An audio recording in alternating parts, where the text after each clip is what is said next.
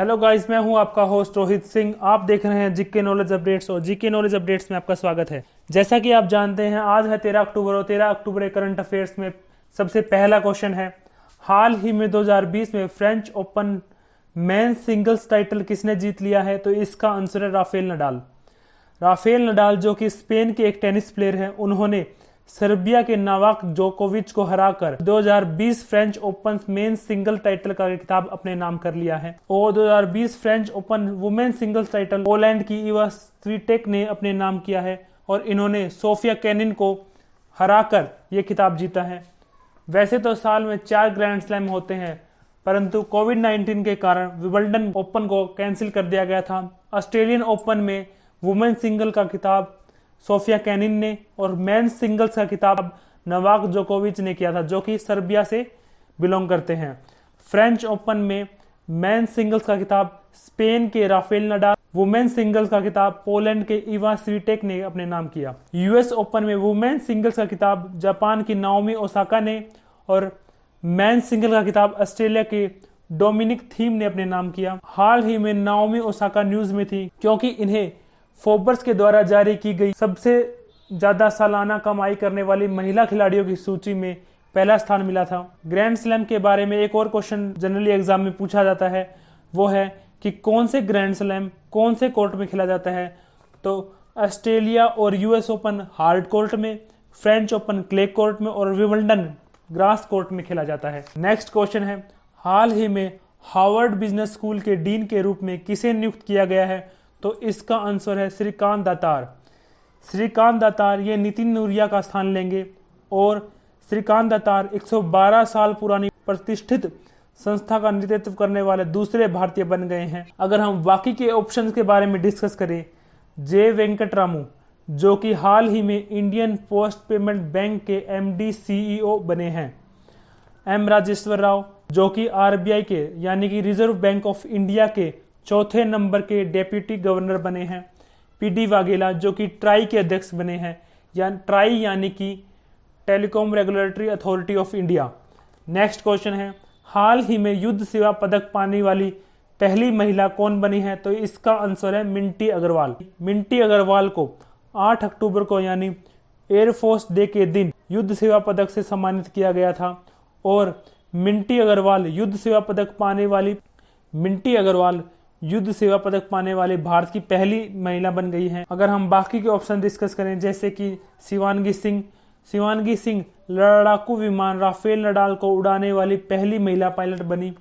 कुमुदिनी त्यागी और रिति सिंह भारत के इतिहास में पहली बार हेलीकॉप्टर चलाने के लिए युद्ध पोत पर तैनात किया गया था। नेक्स्ट क्वेश्चन है, किस राज्य में भारत का पहला उन्नत विनिर्माण केंद्र स्थापित किया जाएगा? तो इसका आंसर है तमिलनाडु। वर्ल्ड इकोनॉमिक फोरम और तमिलनाडु की नोडल एजेंसी है गाइडेंस, ये दोनों मिलकर तमिलनाडु में भारत का पहला उन्नत विनिर्माण केंद्र की स्थापना करेंगे। अगर अब बात तमिलनाडु की हो रही है, तमिलनाडु की कैपिटल चेन्नई और इसके मुख्यमंत्री हैं आडापट्टी के पलानीस्वामी, जिन्हें पॉल हैरिस फेलो सम्मान से सम्मानित किया गया था। और तमिलनाडु के गवर्नर हैं बनवारी लाल पुरोहित। तमिलनाडु के तुथुकुड़ी में भारत का दूसरा रॉकेट लॉन्च पोर्ट स्थापित किया जाएगा और भारत का पहला rocket launch port Andhra Pradesh में स्थित है। एम वीर लक्ष्मी भी तमिलनाडु से संबंध रखती है, जो भारत की पहली महिला एम्बुलेंस ड्राइवर बनी है। मुद्रा योजना के तहत महिलाओं को ऋण देने में सबसे टॉप पर तमिलनाडु ही था। रिजर्व बैंक ऑफ इंडिया के द्वारा जारी की गई रिपोर्ट में बाजार कर्ज में भी टॉप पर तमिलनाडु ही रहा है। भारत का पहला संगीत संग्रहालय तमिलनाडु में ही है। तमिलनाडु में 38वां जिला बनाया है जिसका नाम मयिलादुथुरई है। अगर बात करें हम तमिलनाडु के नेशनल पार्क की, तो तमिलनाडु में मधुमलाई नेशनल पार्क है, अन्नामलाई नेशनल पार्क भी तमिलनाडु में ही है, मुकुर्ती नेशनल पार्क और मनार की खाड़ी नेशनल पार्क भी तमिलनाडु में ही है। नेक्स्ट क्वेश्चन है, हाल ही में किस ऑटोमोबाइल कंपनी ने फॉर्मूला 1 से हटने की घोषणा की है? तो इसका आंसर है होंडा। होंडा जो कि जापान की कंपनी है, पर्यावरण से जुड़ी पहल के चलते हुए 2021 के अंत में होने वाली फॉर्मूला 1 रेसिंग में भाग न लेने का फैसला किया है। नेक्स्ट क्वेश्चन है, हाल ही में किस राज्य सरकार ने किसान रथ मोबाइल ऐप लॉन्च की है? तो इसका आंसर है असम।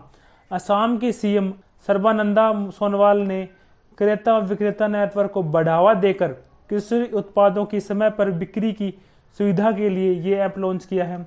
इस ऐप से सारे भारत के बाजार तक असम के किसानों की पहुंच हो पाएगी और इस ऐप की सहायता से किसानों को बहुत लाभ होगा। और आपको बता दें, किसान रथ mobile app national informative centre के द्वारा तैयार किया गया है। अगर बात असम की हो रही है तो असम की कैपिटल है दिसपुर, सीएम है सर्बानंद सोनोवाल, गवर्नर है जगदीश मुखी और असम ही ऐसा स्टेट है जिसने पेंशन के लिए कृतज्ञता पोर्टल लॉन्च किया था।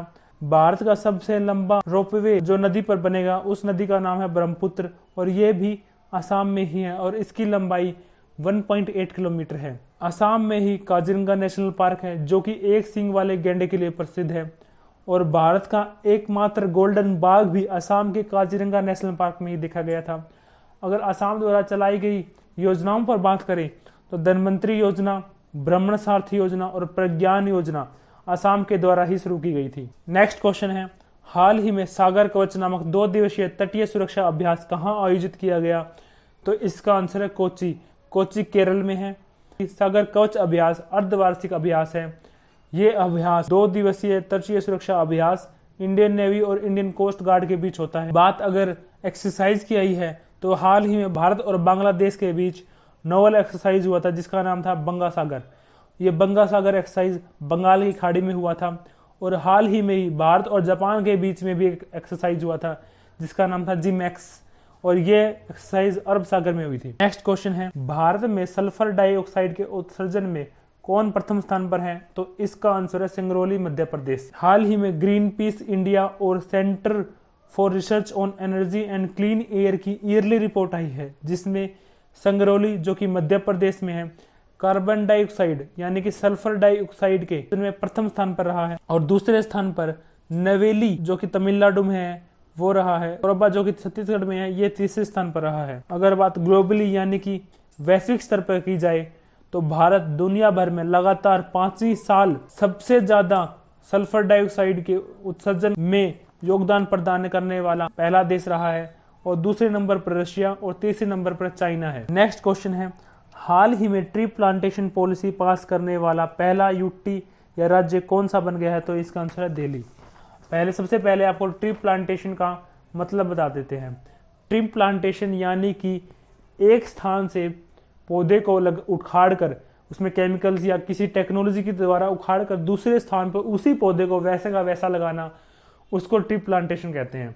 और दिल्ली में इस पॉलिसी के अंतर्गत कहा गया है कि अगर आप एक पेड़ को ट्रांसप्लांट करते हैं तो उस पेड़ की जगह आपको 10 और पेड़ लगाने होंगे और जितने भी पेड़ हटाए जाएंगे उसके 80% पेड़ों को ट्रांसप्लांट किया जाएगा। दिल्ली देश का पहला ऐसा प्रदेश बन गया है जहां पर ट्री प्लांटेशन जैसी पॉलिसी लागू की गई है।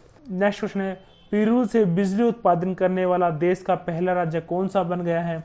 तो इसका आंसर है उत्तराखंड। आपको बता दें कि पिरूल किसे कहते हैं। पिरूल चीड़ की पेड़ों की झड़ी हुई पत्तियां जब सूख जाती हैं तो उसे पिरूल कहते हैं और चीड़ का साइंटिफिक नेम है पीनस रॉक्सबर्गी और इंग्लिश में इसे लॉन्ग लिव इंडियन पाइन भी कहते हैं।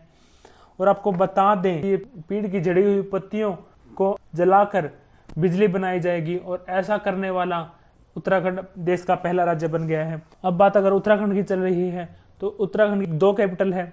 विंटर कैपिटल है देहरादून और समर कैपिटल है गिरसेन और उत्तराखंड के सीएम है त्रिवेंद्र सिंह रावत और गवर्नर है बेबी रानी मौर्य। उत्तराखंड के द्वारा he have pure naturally yours की पहल की शुरुआत की गई थी। स्नो लेपर्ड कंजर्वेशन सेंटर भी उत्तराखंड के उत्तरकाशी में बनेगा। बेरोजगार युवाओं के लिए होप पोर्टल भी उत्तराखंड सरकार ने ही लॉन्च किया था। होप यानी कि helping out people everywhere. Bharat का पहला ग्लास फ्लोर सस्पेंशन ब्रिज भी उत्तराखंड के ऋषिकेश में गंगा नदी के ऊपर बनेगा। कृषि भूमि को पट्टे पर यानी कि लीज पर देने वाला पहला राज्य भी उत्तराखंड ही है। उत्तराखंड सरकार के द्वारा ही दृष्टि पोर्टल, संपर्क दीदी मोबाइल ऐप भी लॉन्च किए गए थे। जिम कॉर्बेट नेशनल पार्क भी उत्तराखंड में ही है जिसका पुराना नाम हेल नेशनल पार्क था। नेक्स्ट क्वेश्चन है, किस राज्य में स्थित जेवर एयरपोर्ट के लिए ज्यूरिख एयरपोर्ट के साथ समझौता किया है? तो इसका आंसर है उत्तर प्रदेश। उत्तर प्रदेश सरकार ने 40 साल के लिए जेवर जो कि नोएडा में है जगह किराए पे ले ली है। जेवर में नोएडा इंटरनेशनल एयरपोर्ट के डिजाइन, निर्माण और संचालन के लिए ज्यूरिक इंटरनेशनल एयरपोर्ट के साथ समझौता किया है। यह एयरपोर्ट पब्लिक प्राइवेट पार्टनरशिप के रूप में विकसित किया जाएगा और जो कि 2024 तक बनकर तैयार हो जाएगा, यह संभावना बताई जा रही है। अगर बात उत्तर प्रदेश की जाए तो कैपिटल है लखनऊ, जो कि गोमती नदी के किनारे स्थित है। सीएम है योगी आदित्यनाथ और गवर्नर है आनंदीबेन पटेल, जो कि मध्य प्रदेश की भी गवर्नर है। उत्तर प्रदेश के द्वारा ही गरीब रोजगार कल्याण अभियान के तहत 8 पुरस्कार जीते। अगर बात रेलवे स्टेशन के नाम चेंज करने की जाए तो इसमें उत्तर प्रदेश सबसे आगे है। जैसे कि मुंडाडिया रेलवे स्टेशन, जो कि उत्तर प्रदेश में, उसका नाम बदलकर बनारस रेलवे स्टेशन कर दिया गया है। इलाहाबाद रेलवे स्टेशन का नाम बदलकर प्रयागराज रेलवे स्टेशन कर दिया है। हाल ही में नौगढ़ रेलवे स्टेशन का नाम बदलकर, जो कि उत्तर प्रदेश में ही है, सिद्धार्थनगर रेलवे स्टेशन कर दिया है। और यह ऑफिशियल घोषणा पीयूष गोयल, जो कि हमारे रेल और कॉर्पोरेट मंत्री हैं, उनके द्वारा की गई है। और आपको बता दें, रेलवे स्टेशन का ही नहीं बल्कि म्यूजियम का नाम बदलने में भी उत्तर प्रदेश सबसे आगे है। जैसे कि आगरा में जो मुगल म्यूजियम बन रहा है, उसका नाम बदलकर छत्रपति शिवाजी राव नाम रखने की घोषणा कर दी गई है। और उत्तर प्रदेश सरकार ने गौतम बुद्ध नगर में देश की सबसे बड़ी फिल्म सिटी बनाने की घोषणा कर दी है। आज के इंपॉर्टेंट क्वेश्चन इतने ही थे। अगर आपको वीडियो अच्छी लगी हो तो वीडियो को लाइक एंड शेयर और चैनल को सब्सक्राइब करना ना भूले। जय हिंद, जय भारत।